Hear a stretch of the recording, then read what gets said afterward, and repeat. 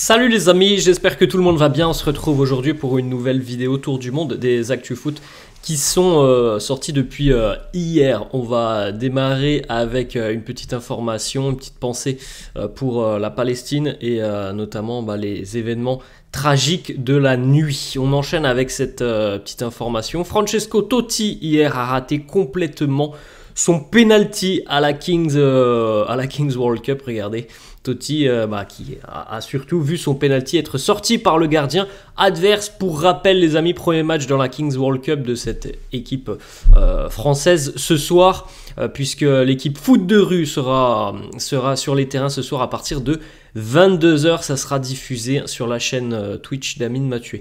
On enchaîne les amis avec la finale de la Coupe du Portugal remportée par Sergio Conceição, qui peut-être a vécu vraisemblablement même son dernier match en tant que coach du FC Porto. Au vu des images, le Portugais a déclaré avoir pris sa décision pour la saison prochaine. On enchaîne les amis avec une information foot mercato. Santi Aouna qui nous annonce que Francaise, l'entraîneur du Racing Club de Lens, souhaite devenir le nouvel entraîneur de l'OGC Nice. La décision serait prise par Francaise, donc affaire à suivre dans les tout prochains jours. On poursuit les amis avec le classement des meilleurs buteurs de Liga. Et grâce à son triplé sur cette 38e et dernière journée de Liga, l'Ukrainien Artem Dovbyk termine Pichichi en Liga. 24 réalisations pour lui devant Sorloth, le Norvégien 23, Lewandowski 19, Bellingham 19, Budimir 17, Griezmann 16, Vinicius 15. Le bilan de la saison en Liga, donc évidemment qualifié en Ligue des Champions, le Real, le Barça, Gérone et l'Atlético Madrid, le Real étant champion d'Espagne. Qualifié en Europa League, l'Athletic Bilbao et la Real Sociedad, donc deux clubs basques, et qualifié en barrage de Conference League, le Betis. Les relégués, 3 clubs andalous sont relégués en deuxième division, Cadix, Almeria et Grenade. On enchaîne, on va du côté du Paris Saint-Germain où Xavi Simons ne rejoindra pas le PSG la saison prochaine. Selon Santi Aouna, il sera de nouveau prêté. Paris aurait bien voulu le vendre cet été, mais a exclu cette éventualité car le PSV Eindhoven aurait obtenu un pourcentage à la revente. Donc ça n'est pas prévu pour cet été une vente de Xavi Simons. On se dirige vers un nouveau prêt. On enchaîne les amis et on regarde les adversaires potentiels du LOSC pour le 3e tour préliminaire de Ligue des Champions cet été. Alors les Lillois pourront affronter soit le Dynamo Kiev, Fenerbahçe, le Partizan Belgrade, les Suisses de Lugano, l'Union Saint-Gilloise ou encore Twente. Officiel, Frosinone relégué en Série B par un but de Mbaye pour l'Empoli à la 93e minute. D'ailleurs, le but de Mbaye inscrit à la 93e sauve son club de l'Empoli. Frosinone, lui, est donc relégué dans le temps additionnel alors qu'ils avaient leur destin en main avant cette journée de Serie A. Mais voilà, ils ont mal terminé hier face à l'Udinese, donc une fin de saison assez folle en Serie A. Hier, Fermin Lopez qui célèbre son but avec Xavi, c'est aussi les derniers moments évidemment de Xavi sur le banc de touche barcelonais. Selon plusieurs médias, Pep Guardiola, l'entraîneur de Manchester City, devrait quitter son poste d'entraîneur à la fin de son contrat dans 12 mois. Il faut bien cerner, ça ne sera pas cet été, mais l'été prochain normalement que Guardiola fera ses adieux à City. L'équipe belge d'Eden Hazard s'incline pour leur premier match lors de cette Kings World Cup. Défaite 5-4 face à l'équipe mexicaine du tournoi. Sans une victoire au prochain match, ça sera déjà l'élimination pour les Belges. Arsène Wenger qui nous parle d'Olivier Giroud, il nous dit « Je l'ai vu jouer, je me suis dit purée, mais lui, il comprend le foot ». On va les amis cette fois-ci du côté du Danemark, des magnifiques images. Christopher Olsson, qui a récemment subi une maladie cérébrale aiguë, a ramené le titre de son club, le FC Midtjylland. Officiel, Bruges est champion de Belgique.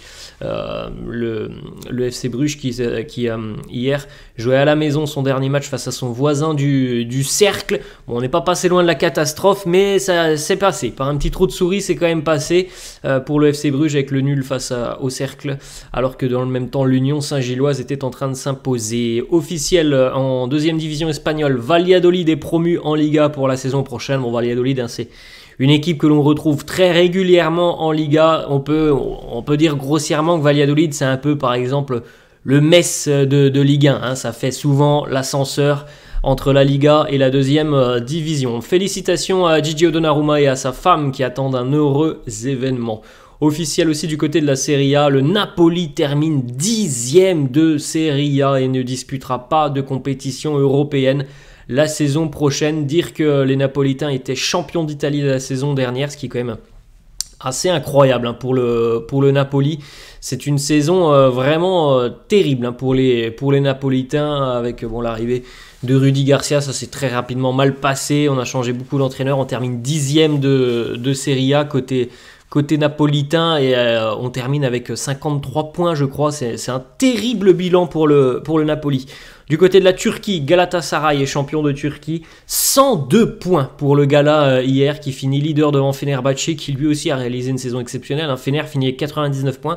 C'est dingue de se dire que le Fener ne sera pas champion avec 99 points, mais c'est exceptionnel ce qu'a fait Galatasaray tout au long de la saison. 102 points, c'est monstrueux. Mauro Icardi termine meilleur buteur de cette exercice. Leverkusen aurait trouvé un accord avec Alex Garcia. Les négociations avec Gérone sont déjà avancées.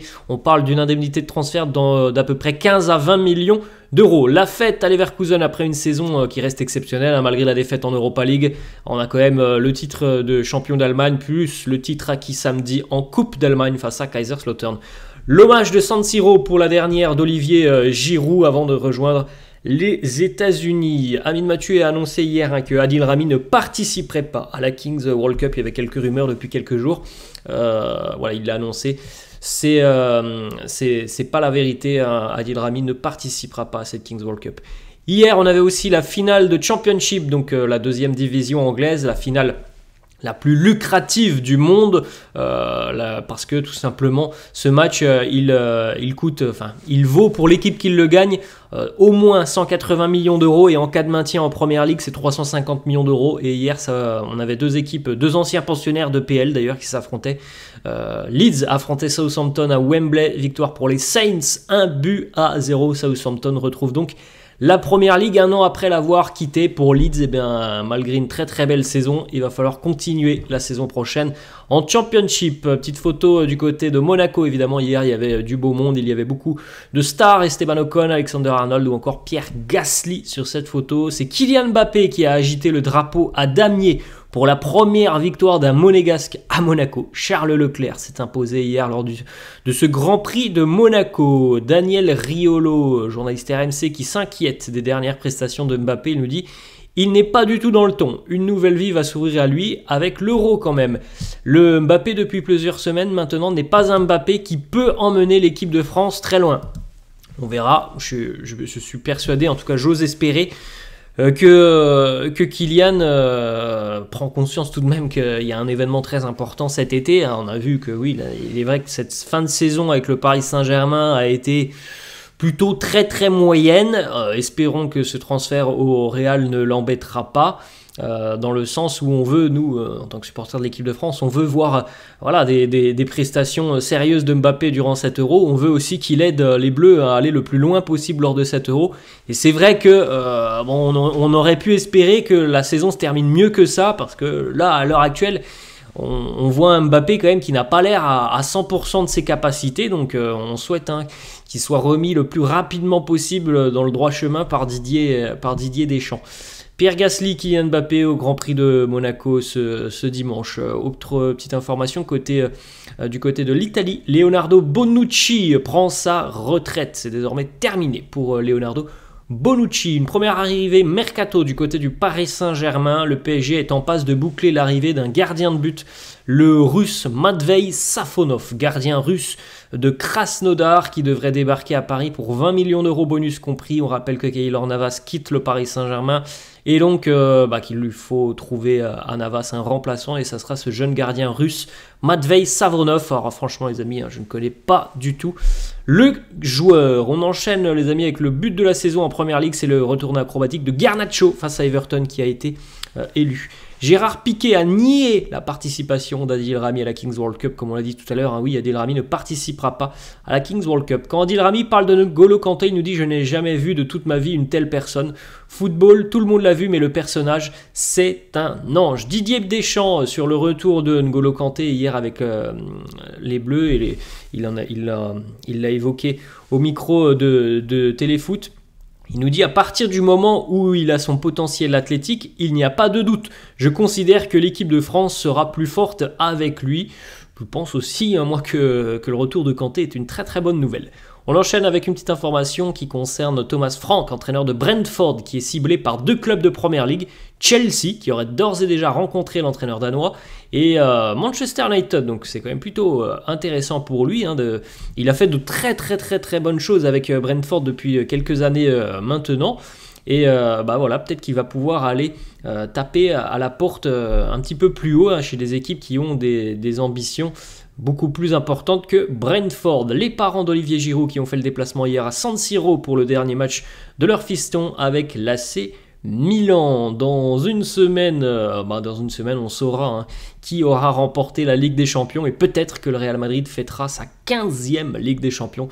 Réponse samedi, les amis, 21h, finale entre le Real Madrid et le Borussia Dortmund. Kylian Mbappé, sur le fait de jouer au Paris Saint-Germain, il nous dit « J'ai pu profiter de cette expérience qui est unique. Jouer au PSG, c'est unique. C'est quelque chose que je recommande à tous ceux qui veulent vivre la grandeur dans leur pays en étant français. » Samedi avait lieu la dernière rencontre de Toni Kroos au Bernabeu.